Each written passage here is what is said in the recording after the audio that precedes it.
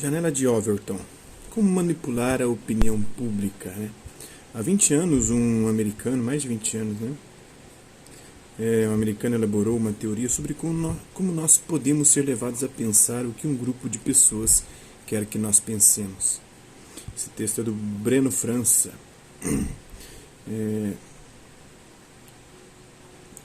Pense bem antes de responder.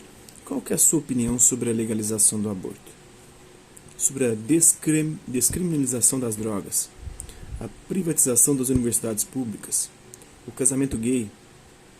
Essas e várias outras questões estão postas de alguma forma na sociedade brasileira atual e, provavelmente, você tem uma opinião mais ou menos fundamentada sobre cada um desses assuntos.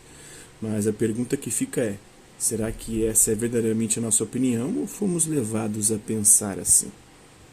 As influências, que as pautas vigentes na sociedade podem ser escolhidas pela imprensa, pelas propagandas, pelos políticos, pelos ativistas, todos nós já sabemos. Mas uma teoria bem mais recente, meados da década de 90 e suplementar, veio nos mostrar que esses diversos atores sociais podem estar escolhendo não só o que pensamos, mas como pensamos. O conceito foi elaborado por Joseph P. Overton e chamado de janela. Mais tarde, assim como o Teorema de Pitágoras e as leis de Newton, o termo assumiu a alcunha do autor e passamos a chamá-lo de janela de Overton. Resumidamente, ele estabeleceu que as opiniões sobre todos os assuntos podem ser enquadradas num espectro alocado numa faixa que vai desde absolutamente contrário até absolutamente favorável. Esse espectro representa onde está alocada a opinião pública ou da grande maioria dela. E passou a ser chamado de janela.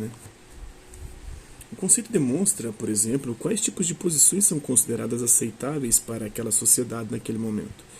Nesse cenário, se uma figura pública deseja ser benquista pela população ou pela grande maioria dela, então suas opiniões devem variar apenas dentro dessa janela. Extrapolá-la pode significar rejeição.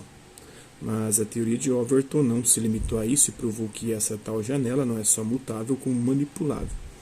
Explico. Os influenciadores, os digital influencers atualmente, os influenciadores digitais, por ações naturais, a nossa opinião e, consequentemente, do nosso coletivo muda.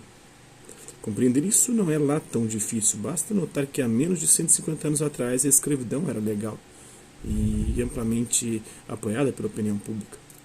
O experimento, porém, mostrou também que, além das ações naturais, agentes podem interferir deliberadamente no deslocamento dessa janela e movê-la no sentido que desejarem ao influenciarem a opinião pública. A esses agentes, que podem ser desde políticos até youtubers atualmente, Overton chamou de think tank, ou seja, aqueles que desviam o foco da questão principal e começam a pautar assuntos adjacentes para tornar o discurso mais aceitável, até que a percepção das pessoas seja deslocada para onde eles querem.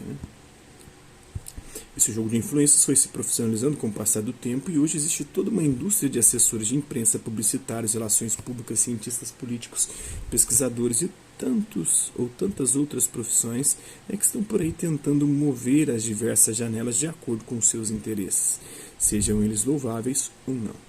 A janela de Overton se torna, assim, um conceito fundamental na nossa tentativa de entender melhor a complexidade da sociedade. Usando o mesmo exemplo, em 1850 era um absurdo propor a libertação dos escravos no debate público da sociedade brasileira. Assim como em 2014 o Bolsonaro presidente era um absurdo. Hoje não é, tanto que ele é o presidente. A esquerda dominou o discurso durante 13 anos. E pensar como a direita pensa hoje era um absurdo nos tempos da esquerda. Agora já não mais. Agora as ideias de esquerda que se tornaram absurdas. Sabendo que mudar de um extremo ao outro seria muito difícil, primeiro foi proposto apenas a proibição do tráfico de negros, o tráfico negreiro. A aceitação desse tópico específico, o maior resultado foi a aprovação da Lei Eusébio de Queiroz. 20 anos depois, as opiniões foram novamente deslocadas e a Lei do Ventre Livre conseguiu ser aprovada. Levaram mais 13 anos até que a Lei dos Sexagenários tivesse o mesmo fim, e só em 1888 a Lei Áurea foi finalmente sancionada. Nesse caso, portanto, levou quase 40 anos para que a janela da escravidão no Brasil se deslocasse do absolutamente favorável ao absolutamente contrário, Pelo mesmo que diz respeito à lei. A mesma coisa veio acontecendo, num curto num período de tempo mais curto, né, mas pelo menos de 2013 para cá se acentuou mais a janela, né? Até então a esquerda tinha o predomínio, o domínio da opinião pública, inclusive a Dilma vai ser reeleita em 2014, claro que com um golpe eleitoral, fazendo promessas que logo depois ela veio a descumprir, né? Um estelionato eleitoral, como foi chamado. Mas a partir dali a janela foi só se deslocando para a direita, né? Desde 2013 a janela vem se deslocando. Nesse caso, assim vagarosamente caminha a maior parte das discussões em tempos de paz em regimes democráticos. A janela de Overton pode ser definida sem muito prejuízo como a zona de conforto das opiniões públicas. Os cuidados dessa transformação intencional, porém, deve ser vista com algum cuidado e ratifica a importância de estar sempre questionando nossos princípios e as reais motivações dos temas colocados em pauta e até dos que não estão colocados. A gente pensar que em 89, 94 e 98 o PT no poder era um absurdo, até que ele chega em 2002. O PT foi conseguindo deslocar a janela de Overton para o seu lado, para as suas posições, isso aos poucos, né? Até chegar no Lulinha Paz e Amor de 2002, ele consegue se eleger e depois ele assume o controle da narrativa e o controle também da opinião pública até perdê-lo, né, de 2010 em diante, em especial de 2013 para cá. O fato da janela ser manipulável ganha um agravante quando percebemos que ela se desloca por meio do debate público de ideias, mas que estas não precisam sequer ser verdadeiras.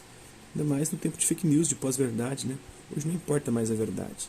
O que importa, essas coisas vêm de encontro à maneira como eu penso ou como eu quero pensar, ou a maneira como me fizeram pensar, né? Para ilustrar e seguir ao pé da letra a lei de Godwin, vamos citar o caso do nazismo. No próximo vídeo eu vou falar sobre a lei de Godwin, para encerrar o artigo, né? Uma mentira contada 1000 vezes torna-se verdade, segundo Joseph Goebbels, que influenciou, ou que motivou, ou que foi inspiração para o discurso do Rodrigo Alvim, o ministro da propaganda da Alemanha nazista.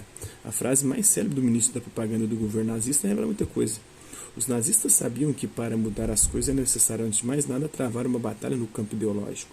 Não foi à toa que foi criado o Ministério da Propaganda e que assim os nazistas conseguiram convencer os alemães, a maioria deles, na medida que o tempo foi passando, né, na década de 30 todinha, em especial de 33 a 39, né, de que a raça ariana era pura e superior.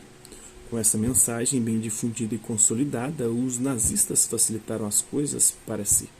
As pessoas foram se deslocando aos poucos do ponto radicalmente contrário ao extermínio de minorias para o apoio ao massacre promovido contra judeus, negros, ciganos, homossexuais, comunistas e assim por diante. Perceber, portanto, que as batalhas começam a ser travadas no campo do discurso nos faz treinar um olhar mais amplo sobre as transformações pelas quais estamos passando. Ainda que o aspecto comercial seja predominante no mundo globalizado, eles têm um caráter menos decisivo do que outros tantos que também estão colocados como político, social, ou econômico, religioso. Com esses exemplos, fica evidente que a janela de Overton é um conceito que pode ser igualmente utilizado para o bem ou para o mal. Conhecê-lo não rende nenhuma garantia de se tornar inimanipulável, mas, como gosto de ser, conhecer as regras do jogo torna ele muito mais fácil de jogar, ou pelo menos nos torna idiotas ou manipulados conscientes, né? Unanimidades. Antes de terminar, uma última ressalva. Ao tomar conhecimento desse conceito, e caso você se interesse muito por ele, é preciso tomar cuidado para não cair no outro extremo da ingenuidade, as teorias da conspiração. Temos aí os olavetes, né, os bolsonaristas, os católicos tradicionais, todos com essas teorias conspiratórias. Os católicos tradicionais, os conservadores, né, eles acreditam na nova era, né, um movimento global que quer destruir a religião cristã católica. O Olavo de Carvalho propugna o globalismo, que é um movimento de esquerda, né, de controle, de manipulação coletivista, liderado pelos grandes empresários, os donos das grandes multinacionais, Jorge Soros, um deles, né. Temos também o Jair Bolsonaro, que acredita que há uma conspiração da mídia, uma conspiração geral contra o governo dele. Então, para não começar a achar que simplesmente tudo que você vê, ouve ou pensa faz parte de um plano maior arquitetado por... Aí você pode inserir aqui o adversário que você quiser, pelo PT, pelos fascistas, quem que você quiser, da direita ou da esquerda.